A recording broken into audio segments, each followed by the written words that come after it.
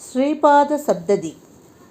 ஸ்ரீபாத சப்ததியில் இந்த ஸ்ரீபாதங்களை மட்டும் எப்படி ஒரு மனிதனால் 70 ஸ்லோகங்களில் வர்ணிக்க முடியும் என்பது ஒரு ஆச்சரியம் தரக்கூடிய விஷயம். ஸ்ரீமன் நாராயண பட்டத்திரிக்கு முக்தி அளித்த இந்த முக்தி ஸ்தலத்திலே மிக பிரகாசமயமாக காட்சி தருபவள் தான் நம் அம்பிகை. துர்காதேவியின் அந்த ஸ்ரீபாதத்திற்கு அவ்வளவு மகிமைகள் இருக்கின்றது. ஒரு விஷயத்தை நாம் செய்கின்ற பொழுது நம்மை காட்டிலும் முன்னே வேறு யாராவது அந்த விஷயத்தை முயற்சி செய்திருந்தால் நாம் தைரியமாக அதில் இறங்குவோம் அல்லவா? அதுபோல கூட நாம் எடுத்துக்கொள்ளலாம். நாராயண பட்டத்திரி இந்த அம்பிகையின் பாதங்களுக்கு அந்த ஸ்ரீ என்கின்ற ஒரு திருச்சொல்லை எடுத்துரைக்கின்றார் என்றால் அந்த அம்பிகையின் பாதங்கள் எவ்வளவு சிறப்பு பெற்றவை. இதற்கு முந்தைய பதிவுகளிலே அந்த அம்பிகையின் துர்காம்பிகையின் பாதங்களை சூரிய சந்திரர்களும் அஷ்டதிக்பாலகர்களும் அனைத்து தேவாதி தேவர்களும் தரிசனம் செய்த சிறப்புமிக்க ஸ்ரீபாதங்களை நாமும் வழிபட வேண்டும் என்று நான் வலியுறுத்தினேன் அல்லவா? இன்றைய பதிவிலே அந்த அற்புதமான சைலபுவனேஸ்வரியின் பாதங்களை தரிசிக்கின்ற புண்ணியத்தை பெறுபவள் கங்கா மாதா. அந்த கங்கா மாதாவின் சிறப்பே மிக உயர்ந்தது, வார்த்தைகளால் வர்ணிக்க முடியாதது. அவ்வளவு சிறப்பு மிக்க கங்கையே நம் அம்பிகையின் ஸ்ரீ பாதங்களை வருடிச் சென்று புண்ணியத்தை சேர்த்து கொண்டாலாம். அதை பற்றி இப்பொழுது இந்த பதிவிலே காண்போம். ஆராதிக்கும் கங்கை யார் செஞ்ச புண்ணியமோ இப்போ நாம் அனுபவிக்கிறோம் என்று நாம் சில விஷயங்களை அனுபவிக்கும் போது சொல்வோம். அது முற்றிலும் உண்மை. யார் செஞ்ச புண்ணியமோ நமக்கும் புண்ணியமாய் சேருது என்றுதான் கங்கையை கூற வேண்டும். பாரத தாயே அழகு என்றால் கங்கையோ பேரழகு படைத்தவள். பாரதத்திற்கே அணிகலனாக இருப்பதுதான் கங்கை. பிரம்மா விஷ்ணு சிவன் என்று மும்மூர்த்திகளோடும் சம்பந்தமுள்ளவள் தான் கங்கை. ராமபிரான் விஸ்வாமித்திரரால் கங்கையின் மகிமையை கேட்டு வியக்கின்றாராம். புராண காலம் தொட்டு இன்று வரை கங்கா ஓடிக்கொண்டே இருக்கின்றாள். அவளுக்கு ஓய்வே கிடையாது. பாவங்களை தன்னிடத்தே கரைத்து கொண்டும் புண்ணிய சாரலை வீசிக்கொண்டும் யுகம் யுகமாக பொங்கியபடியே நகர்ந்து கொண்டே இருக்கின்றார். சப்த ரிஷிகளும் இவளின் கரையிலே அமர்ந்து தவமியற்றி இருக்கின்றார்கள். ஆதிசங்கரர் கூட நான் இப்படியே கங்கை ஓரமாக ஒரு புல்லாக இருக்க மாட்டேனா என்று உருகுகிறார். கங்கையின் தீர்த்தத்தை மொண்டு குடித்து கரையருகே தவமியற்றி ஆத்மானந்தமடைந்த ரிஷிகள் ஆயிரக்கணக்கில் உண்டு. உயிருள்ள சரீரம் மட்டுமல்ல, சவத்திற்கு உண்டான ஜீவன் வரை காசியிலே ஓடுகின்ற கங்கை மோட்சத்தை அடைவிக்கிறது. கங்கையின் சரிதத்தை நாம் தெரிந்து கொண்டால் அந்த கங்கை செய்த ஸ்ரீபாத தரிசனத்தையும் நாம் பெற முயற்சிப்போம்.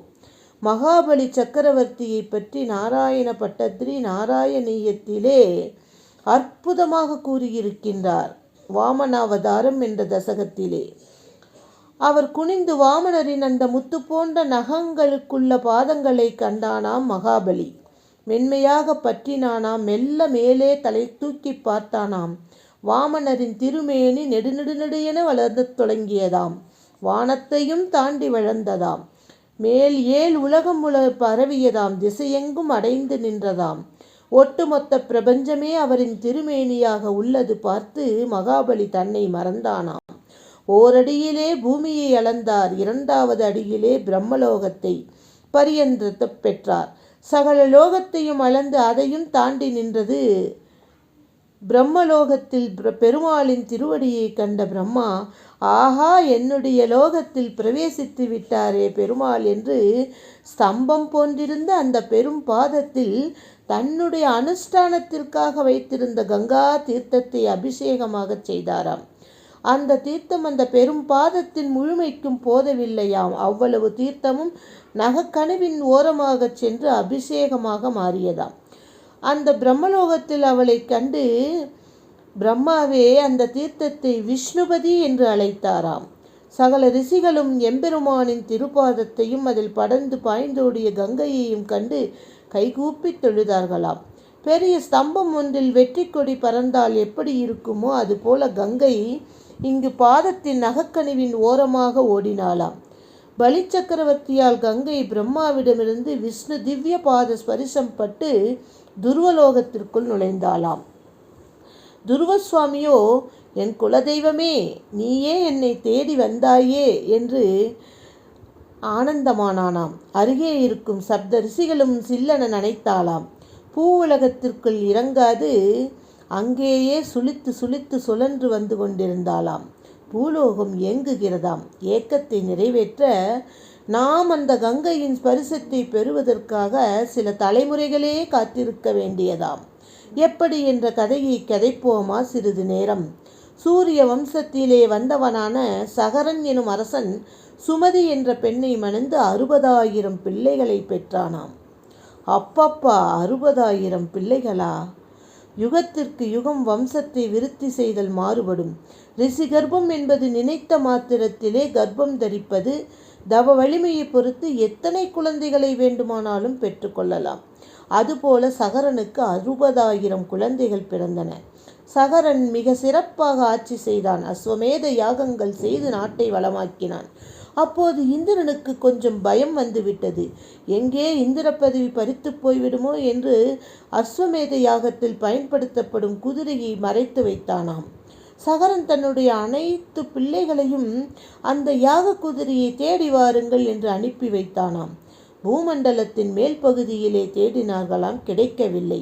பூமிக்கு கீழே உள்ள பாதாளத்தை ஊடுருவி பயணித்த பொழுது பாதாளத்திலே அமர்ந்து தவமையற்றி கொண்டிருந்தாராம் நம்முடைய கபிலமுனிவர். அவருக்கு அருகிலே யாக குதிரையை கண்டு கோபமடைந்து இவர்தான் கவர்ந்து வந்திருப்பார் என்று தாக்கத் தொடங்கி அந்த கபிலமுனிவரின் சாபத்தினால் அந்த சகரனின் 60,000 பிள்ளைகளும் சாம்பலாக போனார்களாம். சகரன் தன் பிள்ளைகளை காணாது வேதனை உற்றானாம். தேசினி எனும் மங்கைக்கு பிறந்த மற்றொரு மைந்தனான அசுமஞ்சனிடம் விஷயத்தை சொல்லி அசுமஞ்சன் ஞானப்பாதையில் ஈடுபட்டு கொண்டு உலகில் உள்ளவர்களையெல்லாம் தன்னை வெறுக்கும்படி நடித்து இறுதியில் தவம் இயற்ற புறப்பட்டான் என்கிறது. ஆனால் இவனால் கூட 60,000 பிள்ளைகளை மீட்டு கொண்டு வர முடியவில்லை. ஆனால் அவனுக்கு பிறந்த மகனான அம்சுமான், அசுமந்திரனுக்கு பிறந்த மகன் அம்சுமான் மட்டும் 60,000 பிள்ளைகள் சென்ற பாதையை கண்டுபிடித்து விட்டானாம். அந்த பாதாளத்தை அடைந்து கபிலமுனிவரை வணங்கினானான். பணியுமாம் என்றும் பெருமை, அணியுமாம் தன்னை வியந்து, என்ன செய்வது என்று பணிவோடு கேட்டானாம். கபிலமுனிவரும், இதுதான் உன் பாட்டனார் சகரன் அஸ்வமேத யாகம் செய்வதற்காக வைத்திருந்த குதிரை. இந்த சாம்பல் குவியல்தான் 60,000 சகரபுத்திரர்கள். விண்ணுலகில் பாயும் கங்கை இவர்கள் மீது பட்டால்தான் உயிர் பெறுவார்கள் என்று ஆசீர்வதித்தார். குதிரையை மட்டும்தான் அம்சுமனால் மீட்க முடிந்தது. கங்கையை கொண்டு வர அவனால் முடியவில்லை. ஆனால் இவனாலும் 60,000 பிள்ளைகளை மீட்டு கொண்டு வர முடியவில்லையே. இவனுக்கு பிறந்த மகனான அம்சுமான் மட்டும் எப்படி கொண்டு வர முடியும்? குதிரையை மட்டும் அவனால் மீட்க முடிந்ததே எப்படி என்று யோசித்திருக்கும் பொழுது பகீரதன் இந்த முயற்சியை மேற்கொள்கிறான். அம்சுமான் இறந்த பிறகு அவருடைய பேரனும் திலீபனின் மகனுமான பகீரதன் தான் நான் எப்படியேனும் கங்கையை கொண்டு வருகிறேன் என்று கடுத்தவம் இருந்தான். குளிர்ந்திருந்த கங்கையை பகீரதனின் ஒற்றைக்கால் தவத்தை எண்ணி தவித்து போய் பகீரதன் முன் ஓடோடி வந்து காட்சி தந்தாளாம். பகீரதா, கங்கையாகிய நான் பூலோகத்திற்கு வருகிறேன். ஆனால் என் வீழ்ச்சியை தாங்கும் பலம் இங்கு யாருக்கு உண்டு? என் வேகத்தால் பூமியை தாண்டி அதல பாதாள ரசாதலம் சென்று விட்டால் என்னதான் செய்வீர்கள் என்று கேட்டாளாம். கங்காதரன் எனும் நாமமேற்றார். பகீரதன் சிவபெருமானை நோக்கி தவம் இருக்கின்றான். காட்சி தந்த ஈசனிடம் தாங்கள்தான் கங்கையை தங்கள் ஜடையிலே தரிக்க வேண்டும் என்று கேட்டு பணிந்தான். விண்ணுலக நாயகி பூவுலகிற்கு பயணித்து வருகின்றாள். யார்? நம் கங்கா மாதா தான். இமயத்தின் மடியிலே தவழ்ந்திறங்கியவளை சிவபெருமான் தன்னுடைய ஜடாபாரத்திலே தாங்கிக் கொண்டாராம். அவ்வளவு வேகமாக விழுந்த கங்கையின் பாரத்தை ஜடாபாரம் தாங்கி நின்றதாம். இப்போதுதான் அவள் மந்தாகினி என்ற பெயருடைய கங்கா என்று பெயர் பெறுகிறதாம். கங்கா என்று தேவலோக நதி பூமியை அடைந்து கங்கா என்று பெயர் பெற்றவுடன் பகீரதன் இந்த அரிதான நிகழ்வைக் கண்டு ஆனந்தம் கொண்டானாம். அதே சமயம் அப்பேற்பட்ட கங்கை சிவனுடைய ஜடாபாரத்தில் எப்படி தெரியுமா இருந்தால், நல்ல பனிக்காலத்திலே அருகம்புல்லை பார்த்திருக்கின்றீர்களா? அதன் நுனியிலே முத்து போன்ற நீர்த்துளிகள் சரம் சரமாக கோத்து நிற்கும் அல்லவா? அதுபோல ஈசனின் ஜடையின் ஓரத்திலே தாரையாக கொட்டினாளாம். இமயத்தின் உச்சியில் தோன்றி வந்ததால் இவளுக்கு ஹிமவானுடைய புத்திரியாக தன்னை பாவித்து ஹேமவதி என்ற திருப்பெயரிட்டு அழைத்தார்களாம். ஈசனுடைய தலையை ஆனந்தமயமாகச் செய்ததால் அழகநந்தா என்று அன்போடு அழைத்தனராம். அழகம் என்றால் கேசம், ஜடை என்றும் அதை ஆனந்தப்படுத்தியதால் அழகநந்தா என்றனராம். கங்கையை தாங்கியதால் ஈசன் கங்காதரனாக அருட்கோலம் காட்டினாராம். ஆனந்தமாக ஓடியவள் நேரே பாதை அறியாத குழந்தை போல ஜன்கு என்ற மகரிஷியின் ஆசிரமத்திற்குள் குடுகுடு என ஓடி வந்தாளாம். கங்கா ஸ்நானம் செய்யும் பாக்கியம் முதலாவதாக நமக்கு ஹரித்வார். ஹரியை அடைய இத்தலம் துவாரமாக இருப்பதால் ஹரித்வார் என்று அழைக்கப்படுகிறது. இரண்டாவதாக காசி. மூன்றாவதாக வங்காளத்தில் உள்ள கங்கா சாகர சங்கமம். இந்த 3 இடங்களும் தான் அத்தனை பிரசித்தி பெற்றது. காசி எனும் போதே எல்லோருக்கும் கங்கைதான் நினைவுக்கு வரும். காசி மகாத்மியமே கங்கா மகாத்மியமாகும். காசிக்கு எத்தனை விசேஷம் உண்டோ அத்தனை விசேஷமும் கங்கைக்கு உண்டு. மதங்களை தாண்டிய ஈர்ப்பு பெற்றது காசியில் உள்ள கங்கை. கபீர்தாசர் கூட இக்கரையின் ஓரத்தில் தான் அமர்ந்து குருவிடமிருந்து ராமநாம உபதேசத்தை பெற்றார். ஜைன மத துறவிகளுக்கு இங்கு வருவதே அவர்களுடைய முக்தி என நினைக்கின்றார்கள். ஆதிசங்கரருக்கு காசி விஸ்வநாதரே புலையன் வேடத்திலே வந்து உபதேசித்து காட்சி தந்தார். தீபாவளியன்று எல்லோர் இல்லங்களிலும் எழுந்தருள்பவள் நம் கங்கா மாதாதான். ஆனால் கங்கைக்கு நான் சில குறிப்பிட்ட தலங்களில் மட்டும் பாய்கிறேனே என்றொரு கவலை இருக்கும் போலிருந்தது. எனவே நான் எங்கோ ஹரித்வாரிலும் காசியிலும் மட்டும் பிரவகித்து ஓடுபவள் அல்ல. நீங்கள் என்னை வந்து பார்க்கிறீர்கள் அல்லவா, அதுபோல உங்களையும் நான் வந்து பார்க்கிறேன் என்று தீபாவளி என்று மட்டும் சகல நதிகளிலும் சூட்சுமமாக கலந்து விடுகின்றாள்.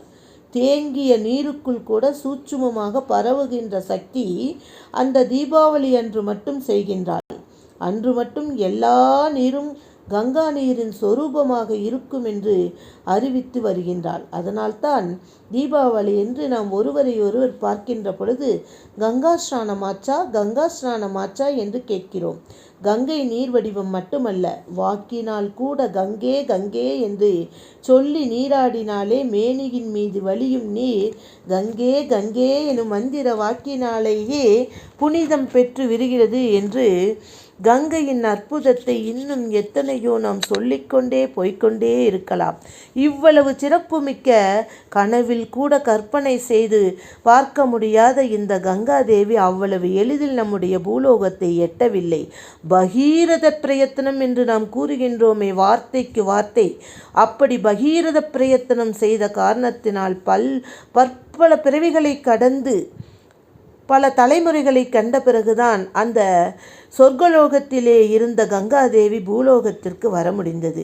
அத்தகைய சிறப்புமிக்க கங்கா மாதா எங்கே இப்பொழுது இருக்கின்றாளாம்? நம்முடைய முக்தி தலத்திலே அம்பாளின் ஸ்ரீ பாதங்களை பார்த்து நளினமாக நடனமாடி அவளுடைய பாதங்களை சில்லென நனைத்து அவளுடைய ஆசீர்வாதங்களுக்காக ஏங்கிக் கொண்டிருக்கின்றாளாம். அவ்வளவு சிறப்புமிக்க கங்கா நதியே ஸ்ரீபாதத்தை தரிசனம் கண்டுவிட்டாள். நாமும் தயாராகிக் கொள்வோம். இன்னும் சில நிமிடங்களில் ஸ்லோகங்களை ஸ்பஷ்டமாக படித்து ஸ்ரீபாத தரிசனம் காண்போம். ராதே கிருஷ்ணா.